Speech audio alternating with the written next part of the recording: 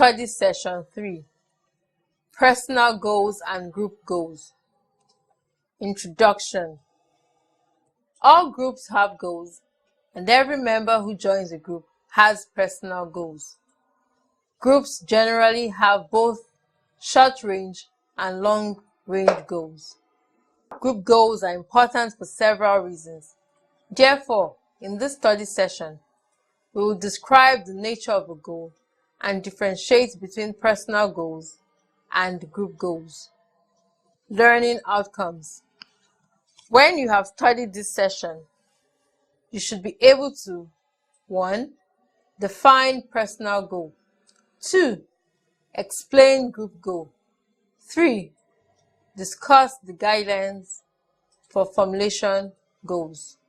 4. Highlight the process of establishing a goal. Defining personal goals. A personal goal is a goal held by a member of a group. The personal goals of members may be diverse. For instance, in a stress management group, some members may join because they want to relax, others because they are lonely and want companionship. Zastro 2001.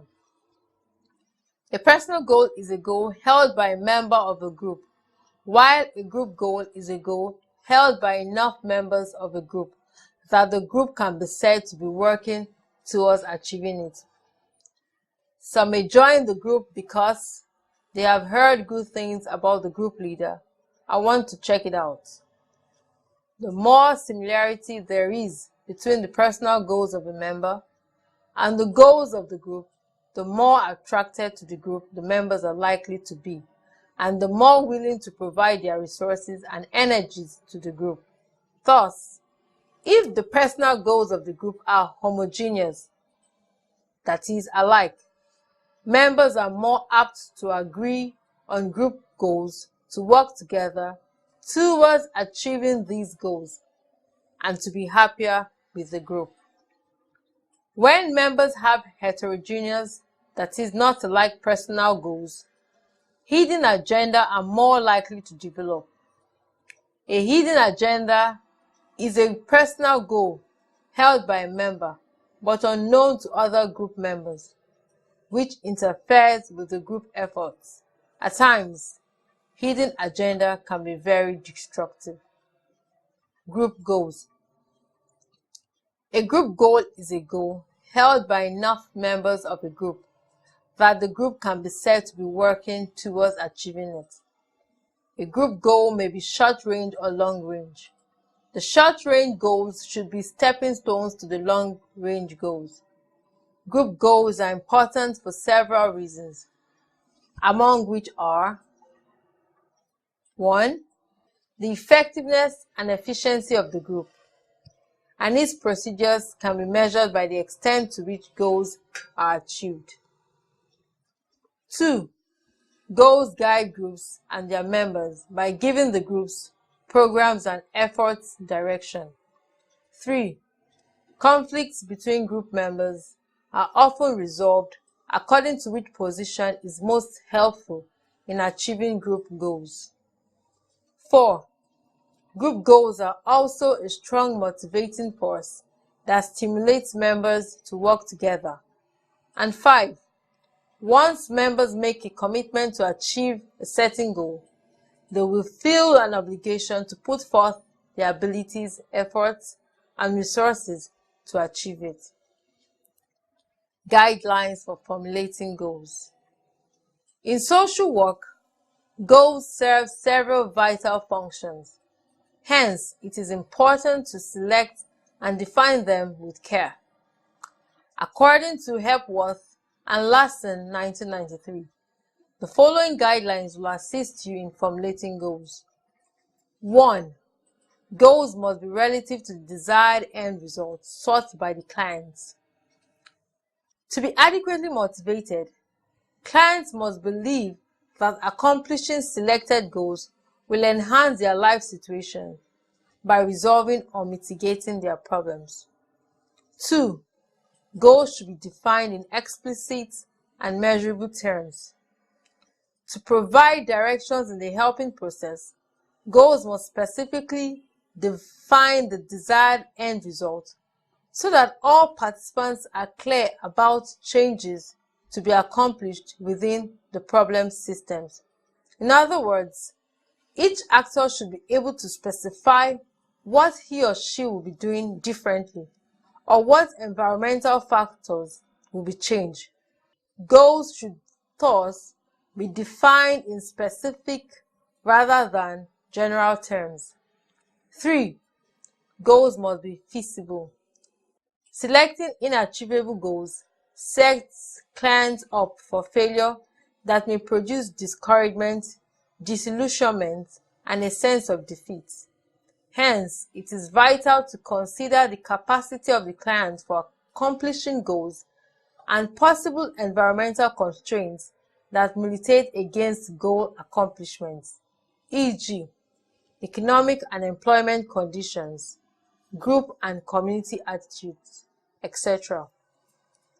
4. Goals should be commensurate with the knowledge and skill of the practitioner. The practitioner should agree to join clients in working towards only those goals for which he or she has requisite knowledge and skill. 5. Goals should be stated in positive terms that emphasize growth. Defining goals in ways that stress growth highlights beneficial changes or gains that will accrue in the lives of clients as a result of attaining goals. Psychologically, defining goals in terms of gains rather than losses tend to enhance motivation and encourages the opposition to change. 6. Goals must be consistent with the functions of the agency. Exploration of problems and clients' wants sometimes discloses desired changes that are incompatible with the functions of the agency. For instance, in hospital settings, patients often manifest problems that require services beyond the scope of the agency's function, such as marital therapy. In such cases, it is appropriate to assist the patient by referring him or her to another agency, e.g., welfare agency, where he or she will be helped out. Processes of establishing group goals. The process for establishing group goals must be one that involves group members in the decision-making process. According to Zastro 2001, the following procedure could be followed. 1. After the leaders share his or her views on the goals of the group, members are asked to explain their own reasons for joining, that is, their personal goals. 2. Working together, the leader and group members discuss the merits of the goals presented, discuss additional goals, refining and rewarding them until a final list is developed. 3. Decision is made, conflict resolved, and agreement attained. 4. The final list should be typed and distributed to each member for reference. Alternatively, the group leader may adopt the following method. 1.